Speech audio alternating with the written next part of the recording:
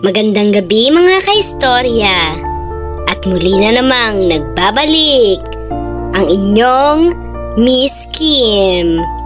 And now it's time for Miss Kim Love Stories Secret Files. Ngayong gabi ay ating mapapakinggan ang isang kwento na may pamagat na hinigop ni Kuya ang masabaw kong pechay. Hindi ko akalaing mangyayari sa akin ito. Summer noon, pero malakas ang ulan nang dumating kami sa resort. Graduation celebration yon ng pinsan ko. Halos buong pamilya namin ay nandoon. Ako, si Mama at si Tita ang magkasamang dumating. Akala ko simpleng outing lang, pero may nagbago nung nakita ko siya. Si Kuya Leo, 28 years old, pinsan ng asawa ni Tita. Matangkad, kayumanggi, maganda ang katawan, at laging tahimik. Isa siyang tahimik na tipo, pero matalim kung tumingin. Parang alam niya kung ano ang iniisip mo kahit hindi ka nagsasalita. Napansin kong madalas niya akong sulyapan. Noong una, iniiwasan ko. Pero habang tumatagal, hinahanap-hanap ko na rin ang mga mata niya na para bang sinisisid ang buo kong pagkatao. Bawal, mali. Pero sa edad kong 18, may kung anong kuryente ang dumadaloy tuwing nandyan siya. Gabi na, malamig, basa pa ang paligid sa ulan. Nakahiga ako sa cottage, mag-isa. Nakasuot lang ako ng oversized shirt na manipis. Biglang may kumatok. Si Kuya Leo, okay ka lang? Tanong niya habang basa pa ang kanyang buhok at katawan mula sa swimming. Tumango ako. Hindi ko alam kung bakit ako kinabahan o kung bakit ako kinilig. Pumasok siya, tahimik, umupo sa gilid ng kama at tinitigan lang ako. Alam mong bawal to. Mahina niyang bulong. Oo, sagot ko. Pero hindi ako umiwas. Hindi ako umatras. Lalong lumapit ang mukha niya. At sa ilang segundo, naramdaman ko ang init ng hininga niya sa leeg ko, kasabay ng biglaang pagdampi ng labi niya sa akin. Mapusok, mabigat, nakakakuryente. Wala kaming ibang narinig kundi ang patak ng ulan at ang mga buntong hininga namin.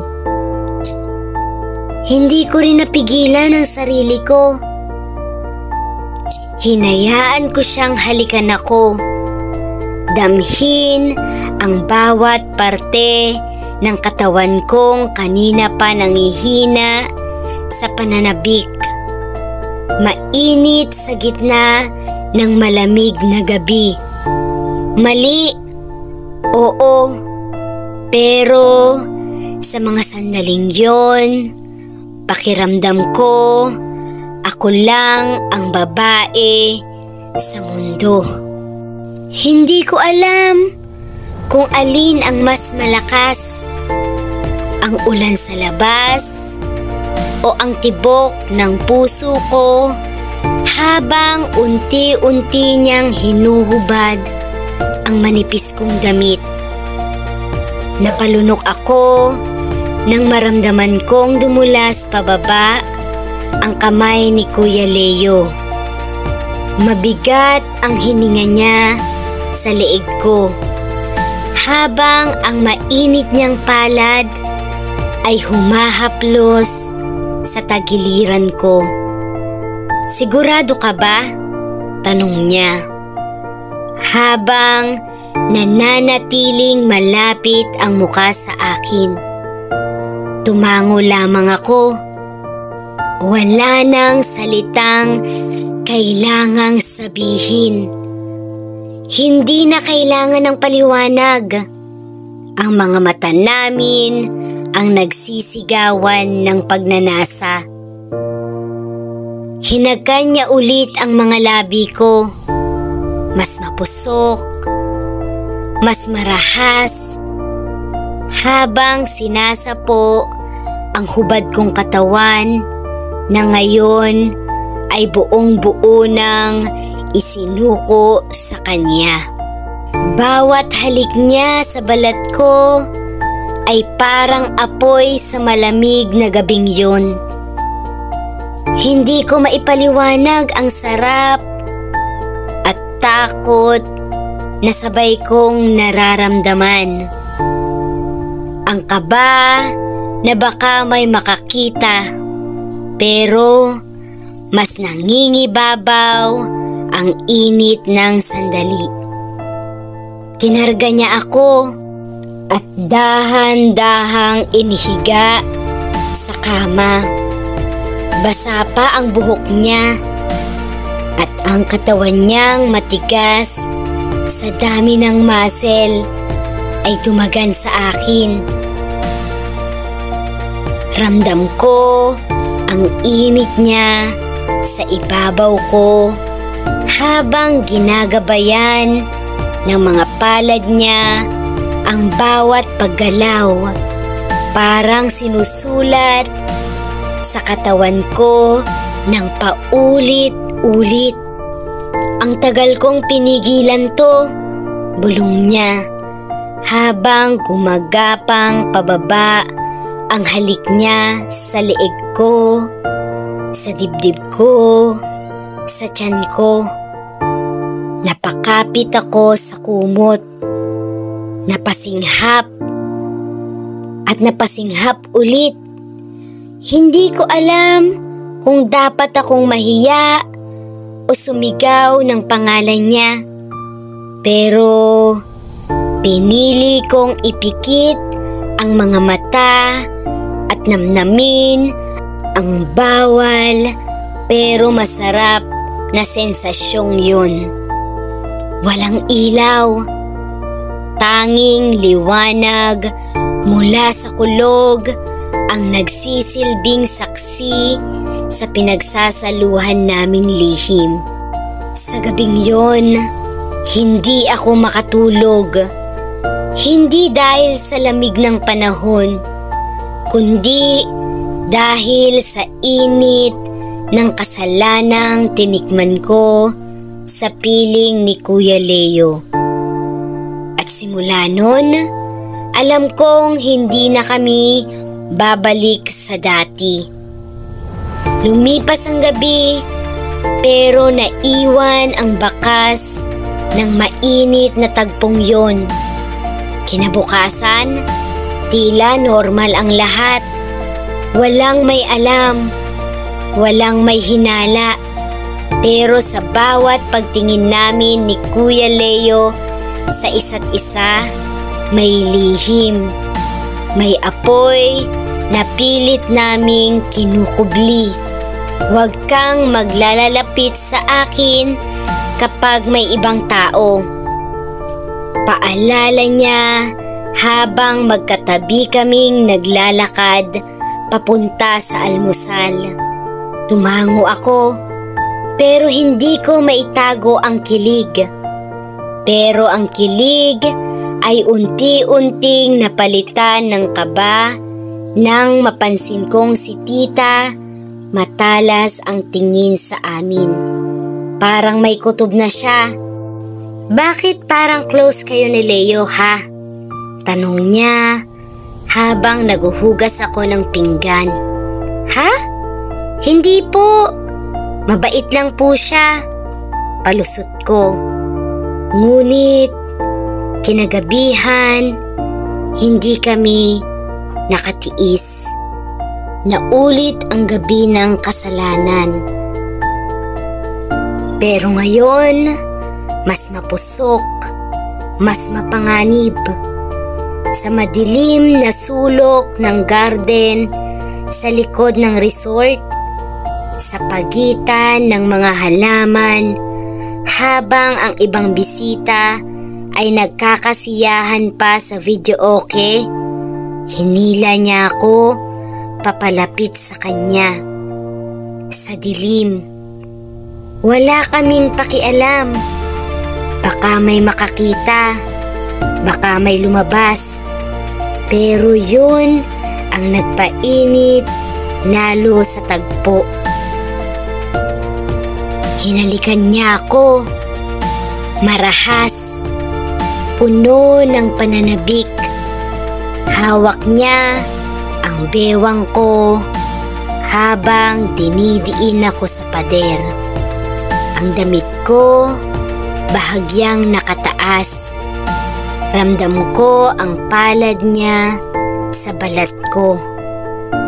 At ang init ng katawan naming magkadikit, nagsisindi ng apoy sa bawat haplos. Kuya, baka may makakita, pabulong kong sabi. Nanginginig. Mas masarap kapag delikado, di ba? Sagot niya habang dinidilaan ang tenga ko. Napakagat ako sa labi. Pinipigil ang ungol. Nang sandaling yon, hindi na kami tao. Para kaming mga nilalang na kinain ng silakbo ng pagnanasa at bawal na pagnanasa. Wala ng konsensya, tanging init at adrenaline ang nagtutulak sa amin. Ngunit biglang, Leo? Isang boses mula sa likod ng halaman. Nanigas kami. Parang binuhusan ng malamig na tubig ang likod ko. Si Kuya Leo, mabilis akong tinulak palayo at inayos ang sarili. Nagtagpo ang mga mata namin bago kami nagsitakbo sa magkaibang direksyon. Hindi ko alam kung sino ang tumawag sa pangalan niya. Hindi ko rin alam kung nakita kami. Pero isang bagay ang malinaw. Delikado na to, pero parang mas nakakabaliw. Simula nung gabing may tumawag sa pangalan ni Kuya Leo habang magkasama kami sa dilim, hindi ko na siya muling nakausap. Kinabukasan, bigla siyang nawala sa resort. Wala man lang paalam, walang mensahe, walang paliwanag. Sinabi ni tita, may emergency daw sa trabaho, kaya kailangan niyang umalis agad. Pero hindi ako naniniwala. Hindi ganun yun. Hindi siya ganun. Hindi ganoon ang paraan ng isang lalaking ilang beses kong hinayaang angkinin ako sa mga sandaling alam naming mali. Pero hindi namin mapigilan. Gabi-gabi, tinitingnan ko ang inbox ko. nagbabaka sakaling may mensahe siya. Kahit isang ingat ka o sorry, wala. Tila bang naglaho siyang parang bula, kasabay ng apoy na minsang sumunog sa katawan ko.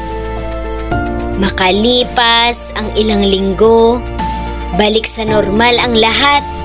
Pero ako, hindi. May mga gabi na iniisip ko pa rin yung mga huling halik niya sa garden.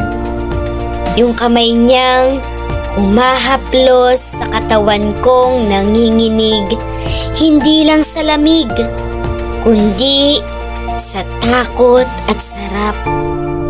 Yung init na nilamon ako at ngayon iniwan akong sunog.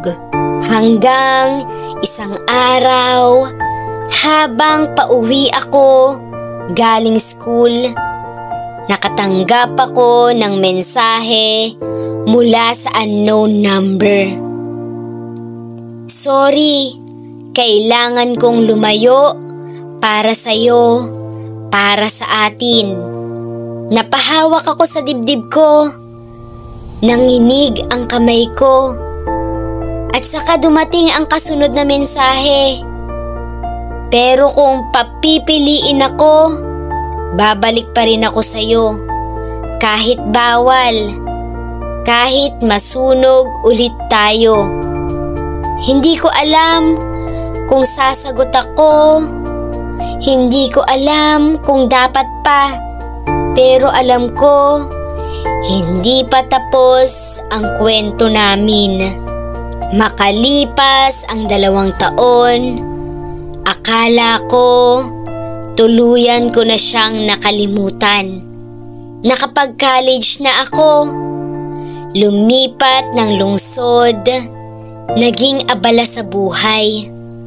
May mga bagong mukha, bagong alaala. Pero minsan, sa mga gabing maulan, bumabalik sa isipan ko yung resort, yung dampi ng labi niya, yung init ng palad niyang dumadaloy sa balat ko. Hanggang sa isang gabi, habang nasa convenience store ako, malapit sa boarding house, may pumasok. Siya, si Kuya Leo. Nagkatinginan kami. Parehong nagulat. Parehong natulala. Tumigil ang mundo. Pero sa mata niya, alam kong hindi pa rin nagbago ang lahat. Nilapitan niya ako. Walang salita. Hinawakan lang niya ang kamay ko. Mainit pa rin. Matatag. Ilang beses kitang hinanap. Ilang beses kitang gustong balikan. Bulong niya. Pero hindi mo ginawa. Sagot ko ng mahina. Dahil alam kong ako ang magiging dahilan ng pagkasira mo. Tumulo ang luha ko.